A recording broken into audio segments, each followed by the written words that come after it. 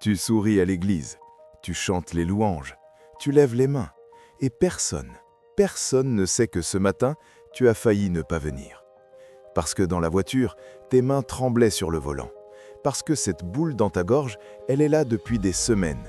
Et parce que tu t'es dit, encore une fois, si j'avais vraiment la foi, je ne serais pas comme ça.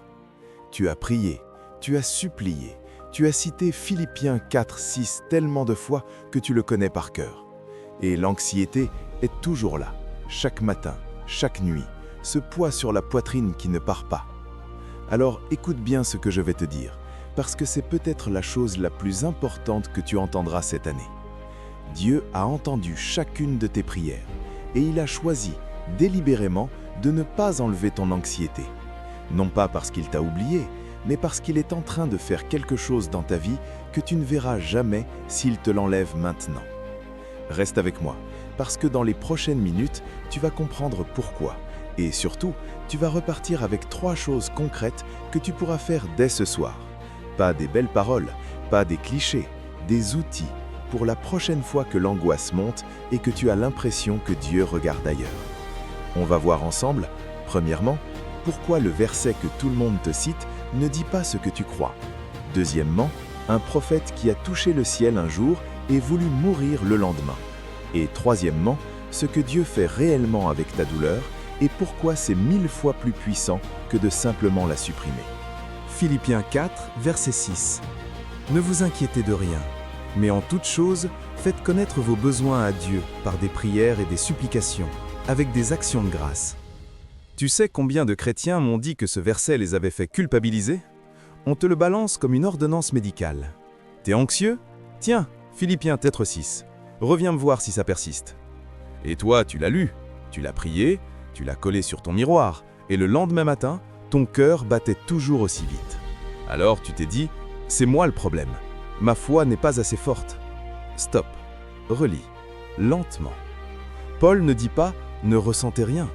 Il ne dit pas, si tu es encore anxieux, c'est que tu ne crois pas assez. Ce qu'il dit, c'est, faites connaître vos besoins à Dieu.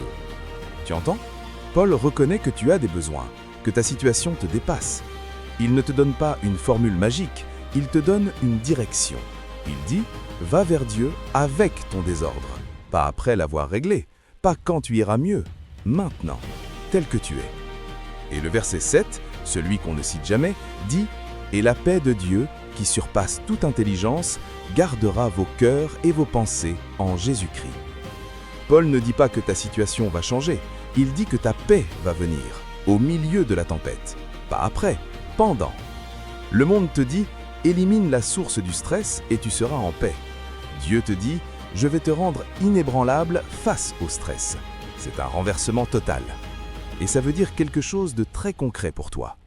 La prochaine fois que l'angoisse monte, ce soir, demain, dans 1 heure, au lieu de prier « Seigneur, enlève ça », essaye autre chose. Pose ta main sur ta poitrine, sens ton cœur battre et dis à voix haute « Seigneur, je ne te demande pas de supprimer ce que je ressens, je te donne accès à ce que je ressens. Entre là-dedans. » Ta main sur ton cœur, ta voix qui parle, ton corps et ton esprit alignés ensemble vers Dieu. C'est un geste, pas juste une pensée, et ce geste va changer ta manière de prier. Mais attends, parce que l'homme qui a écrit ces mots, Paul, il ne les a pas écrits depuis un canapé. Et le prophète dont je vais te parler maintenant a vécu quelque chose de si intense que si tu vis avec l'anxiété, tu vas te reconnaître dans chaque phrase. Ferme les yeux une seconde. Imagine. Tu es Élie. Tu viens de vivre le jour le plus puissant de ta vie. Sur le mont Carmel, devant tout le peuple d'Israël, tu as défié 450 prophètes de Baal. Tu as prié, et le feu est tombé du ciel. Le feu de Dieu. Les gens se sont prosternés en criant « L'Éternel est Dieu ». Ton corps vibre d'adrénaline. Tu as vu l'impossible. Tu as touché le surnaturel. Et puis, c'est le lendemain. L'adrénaline retombe. Ton corps lâche. Tes muscles tremblent. Et un message arrive. La reine Jézabel veut ta mort. Et quelque chose se brise en toi. 1 Roi 19, versets 3 et 4. Élie, le même Élie, s'enfuit. Il court. Il marche un jour entier dans le désert, seul, sous le soleil, et il finit par s'effondrer sous un arbre. Et là, il dit une phrase que peut-être tu as déjà pensée sans jamais oser la prononcer. Ça suffit, Éternel. Prends ma vie. Silence. L'homme qui a vu le feu tomber du ciel veut mourir. L'homme le plus puissant de sa génération est par terre, vidé, brisé, terrorisé. Tu sais ce que c'est. Ce dimanche soir, après un culte incroyable, et lundi matin, la panique est là, intacte.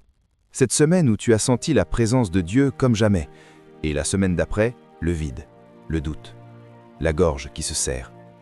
Tu n'es pas en train de régresser. Tu vis ce qu'Élie a vécu. La puissance de Dieu et la fragilité humaine peuvent coexister dans le même corps, dans le même cœur, dans la même journée. Et maintenant, regarde comment Dieu répond, parce que c'est là que tout change. Dieu ne lui dit pas « Élie, lève-toi, tu manques de foi ». Il ne le gronde pas. Il ne lui envoie pas un verset. Il ne lui dit pas « Arrête de pleurer et bats-toi ». Dieu envoie un ange, et l'ange fait quelque chose d'inouï. Il prépare un repas. Du pain cuit sur des pierres chaudes, de l'eau fraîche, et il le laisse dormir. Élie se réveille, mange et se rendort. Et quand il se réveille la deuxième fois, l'ange lui dit cette phrase que je veux que tu graves dans ta mémoire. « Lève-toi et mange, car le chemin est trop long pour toi. » Le chemin est trop long pour toi. Dieu ne nie pas ta souffrance. Il ne te dit pas de prier plus fort. Il te dit « Je sais que c'est trop. Je sais que tu n'en peux plus. Je ne te demande pas de courir, je te demande de manger et de te reposer.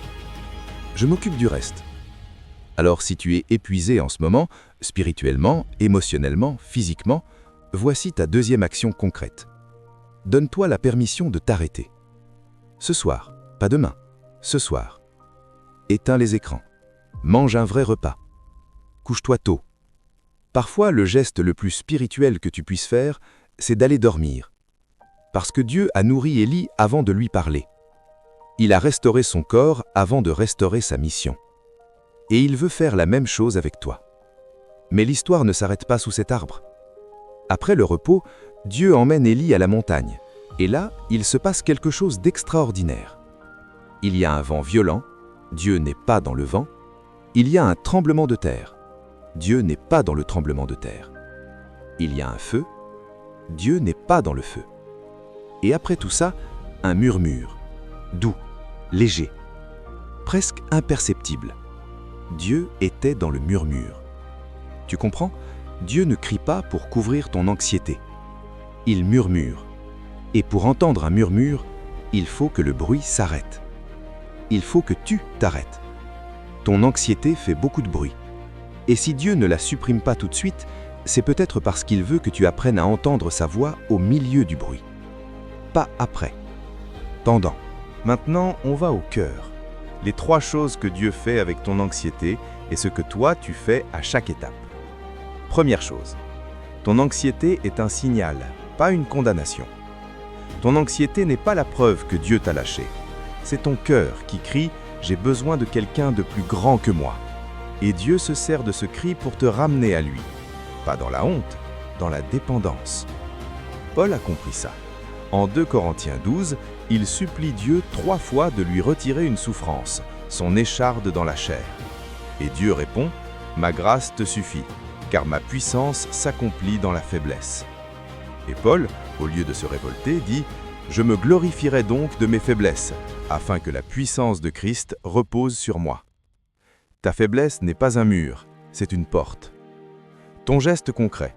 La prochaine fois que l'anxiété frappe, au lieu de la combattre avec la culpabilité, pose ta main sur ta poitrine et dis à voix haute « C'est un signal.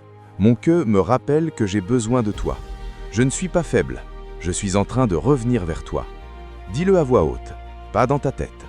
Ta propre voix a besoin d'entendre cette vérité. Deuxième chose.